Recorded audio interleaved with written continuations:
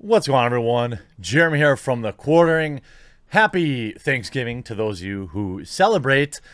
I, however, understand my audience is global, therefore I work today. I hope you enjoyed the video, enjoy this video, and that you leave a like. And if today is the day, I hope that I have earned your subscription. There's a little red subscribe button down below the video. I cover video games, Hollywood, technology, censorship, and basically everything. Just subscribe. It'll be easier that way. Thank you. Now, scalpers suck. There is no two ways about it. There really is. It's not, I mean. They ruin a lot of the joy of new things, whether you're into sneakers or you want that next-gen console. Nowadays, 10 years ago, people were waiting outside of stores online, as they say in New York, which I've never heard in the Midwest. We say in line, but they're in line the night before, camped around the block. This is the hype that we want for new console release. We want people to be trampling each other. That's the good stuff. Not these automated bots just ruining everybody's life.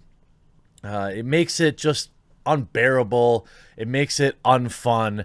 And it just kind of feeds this beast that unfortunately is I won't call it a necessary evil, but is a consistent evil when new consoles launch. It's been this way basically as long as I can remember. Now, I remember the Xbox 360 and the PS3 were particularly bad.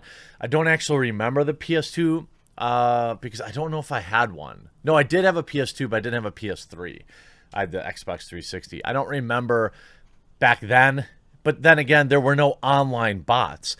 See, in the year of our Lord, 2020, now the scalpers have moved towards technology to ruin everybody's Christmas. And look, no, I mean, when I was growing up, the idea of getting a game console for Christmas, that was never going to happen.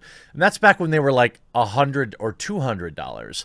Now that they're $500, no, I'm not really going to shed a tear over a couple of spoiled kids not getting the latest Xbox for Christmas. If they're that rich, then their parents can pay for scalpers if they so choose. But now the internet is getting a bit of vengeance, a bit of schadenfreude, as many of the scalpers are getting robbed. In fact, one of the most notorious ones not only has been doxxed, they've been allegedly robbed, their Twitter is now private, and they've had to shut down their social media after making a particularly cocky post. Remember Mike saying, F your feelings, digital 900, disc 1100, tap in. And you see, it's really not that many consoles here. I mean, what is it? 2, 4, 6, 8, 10, 12, 14, 16, 18, 20, maybe 50. We don't know how far back it goes, I suppose. But, I mean, he did have this many consoles. Then, this report, which I was unable to substantiate, but I do have actual police reports that we'll go over. This, according to GX40_dev, I'm not actually sure what website this is. I didn't find a user like this on Reddit, which is why it makes me curious. But I was able to verify parts of these.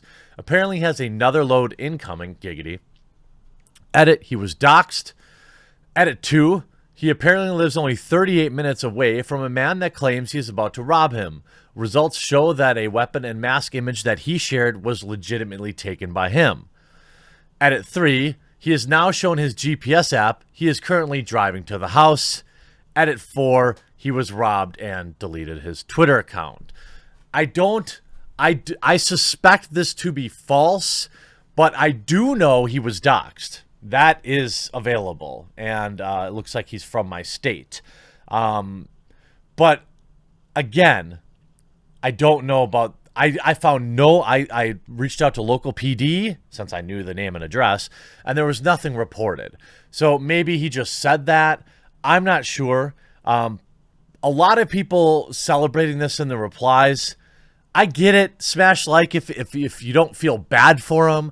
But hey, come on now. You know, I don't care how much of a D this guy is. It doesn't justify somebody. I mean, what if that guy ended up taking his life or something like that? You know, like, it's not okay. I mean, yeah, it's funny, and I'm not gonna judge anyone for laughing at his misfortune. But at the end of the day, it doesn't make it okay. I even replied in the comments saying, you know, scalping does not justify this. As much as it sucks, it doesn't even come close. And also that there is exactly 0 police reports indicating that he was actually robbed. And then I've seen,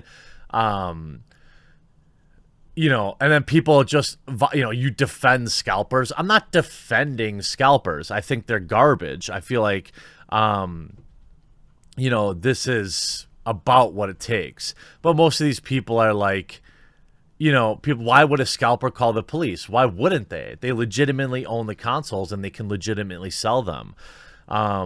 This is, of course, you know, the far left, you can see a lot of it. You know, SJWs are in the replies here. You can tell just by their profiles. They think he deserved it. No, I mean, no, he didn't deserve it. But it's not, I'm not saying it's not funny. And you can see this. We talked about that, but we go to here in Toronto, which is where I originally thought that,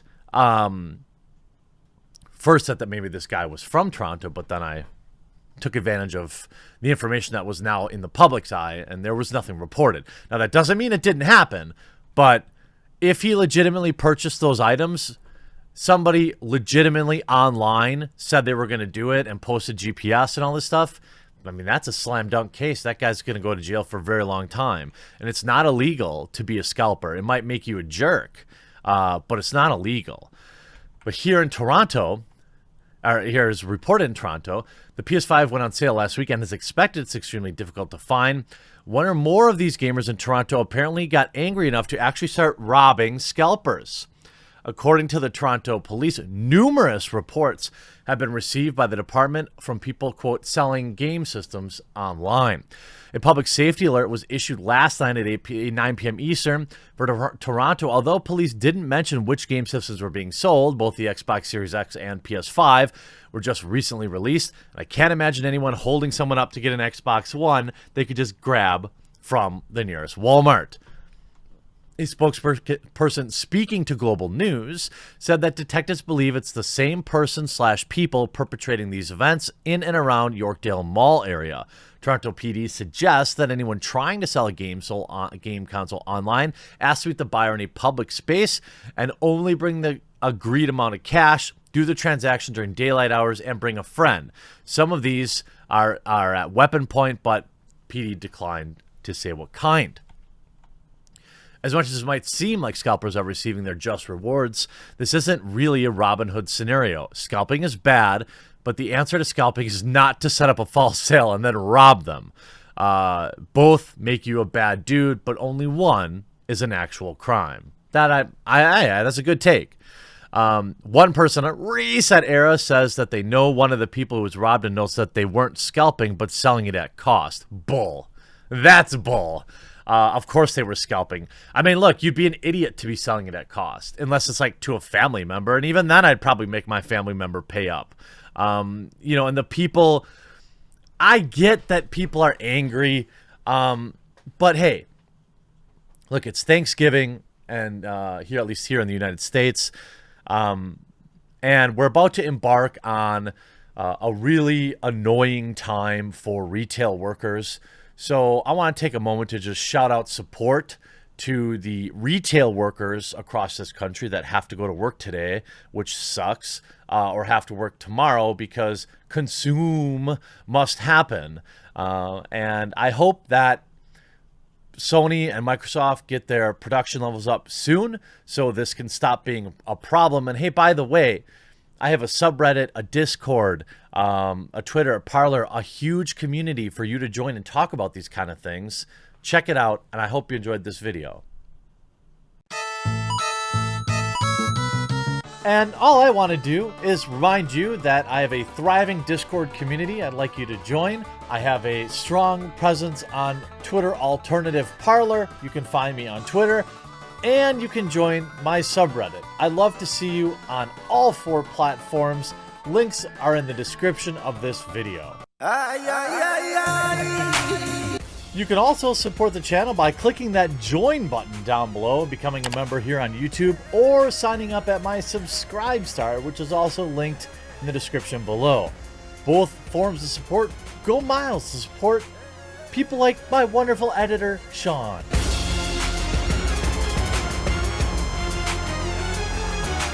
Or my wonderful thumbnail creator, Ben.